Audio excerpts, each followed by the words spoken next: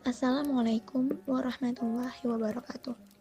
Pada hakikatnya, ukhuwah Islamiyah merupakan hatun Rabbaniyah, cahaya Rabbani, nikmatun ilahiyah atau nikmat dari ilahi, sekaligus kuatun imaniyah atau bukti kekuatan keimanan bagi orang-orang yang ikhlas dan terus-menerus menambah dan memperbaiki imannya.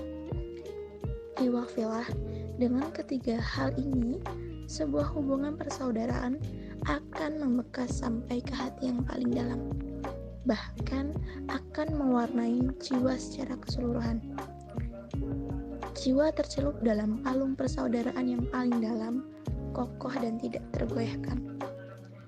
Sebuah celupan persaudaraan hanya dapat dibangun atas dasar keimanan yang tulus, sehingga hubungan persaudaraan dan persahabatan akan terjalin secara benar, jujur, dan ikhlas, tanpa keterpaksaan apalagi kesungkanan.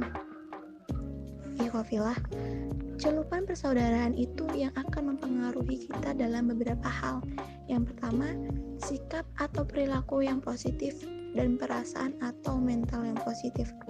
Maka, cerminan ukhuwah akan terlihat jelas seterang matahari dalam sikap atau perilaku yang selalu menganggap orang lain sebagai saudara, bersikap lembut kepada mereka. Kemudian kita saling mencintai karena Allah, saling menghormati meski tidak memintanya, dan saling menaruh kepercayaan. Sedangkan cermin ukhuwah dalam rasa dan mental tertandai dengan keinginan untuk saling tolong-menolong, mendahulukan kepentingan saudara, menunjukkan rasa kasih sayang, saling melengkapi kekurangan saudara, hingga saling memaafkan. Wafillah, inilah sesungguhnya makna ukhuwah yang sebenarnya, yaitu merupakan konsekuensi dari sebuah keimanan. Tidak ada persaudaraan sejati tanpa adanya keimanan, dan tidak ada keimanan tanpa adanya persaudaraan. Jika kita mendapati persaudaraan tidak dilandasi dengan keimanan, maka kita akan mendapati bahwa persaudaraan itu tidak akan membawa kemaslahatan dan manfaat yang timbal balik, baik bagi kita maupun teman kita. Masya Allah, sekiranya semua sikap dan perasaan tersebut dapat kita laksanakan, maka umat yang beriman akan sangat mudah dipersatukan, dipertemukan, hati menjadi satu. Untuk mencapai proses ukhuwah ini ada beberapa tingkatan, dari mulai yang terendah hingga yang tertinggi. Untuk proses yang pertama itu adalah ta'aruf. Ta'aruf ini bukan hanya saja dilakukan pada saat untuk mencari pasangan, akan tetapi untuk mempererat ukhuwah Islamiyah. Di dalam tahapan ini, kita akan saling mengenal, yaitu tingkatan yang paling dasar dalam suatu ukhuwah.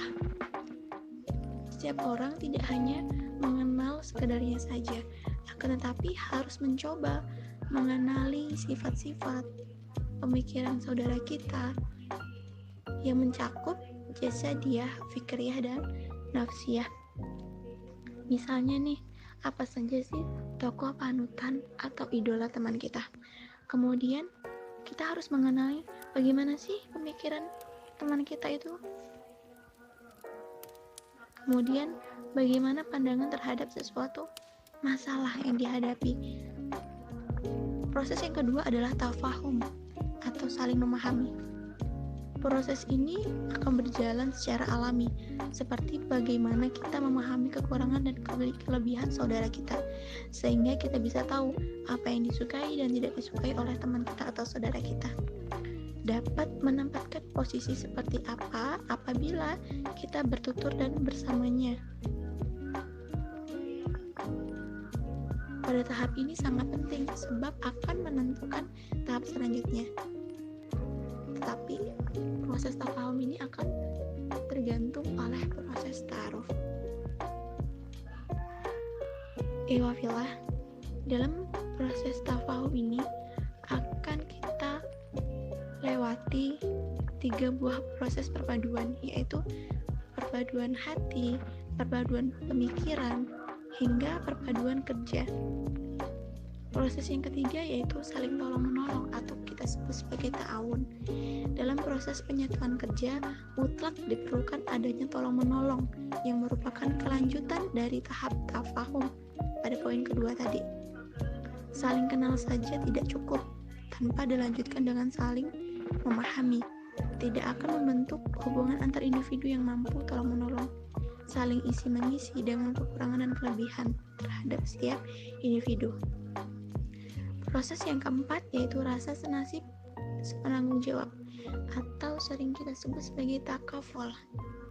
Tahap ini merupakan muara dari proses ukhuwah, yaitu terletak pada timbulnya rasa senasib dan sepenanggungan, suka maupun duka dalam tiap langkah yang kita lewati. Bila proses tafakul ini terwujud, maka ikatan ukhuwah pun terbentuk dengan ukhuwah. Akan terbentuk dengan utuh. Nah, proses yang kelima yang paling tinggi ialah mendahulukan orang lain daripada diri sendiri. Ini adalah tingkatan tertinggi dalam ukhuwah, tingkatan imannya para sahabat. Banyak sekali hadis yang menunjukkan tentang itsar ini, seperti ketika dalam perang Yarmouk. Nah, ikhwah fillah, betapa indahnya ukhuwah Islamiyah yang diajarkan oleh Allah dan Rasul-Nya. Apabila umat Islam melakukannya, tentunya terasa lebih manis rasa iman di hati dan terasa hidup dalam kebersamaan. Mari kita mulai dari diri kita, keluarga, masyarakat, untuk menjalin persaudaraan Islam ini. Wassalamualaikum warahmatullahi wabarakatuh.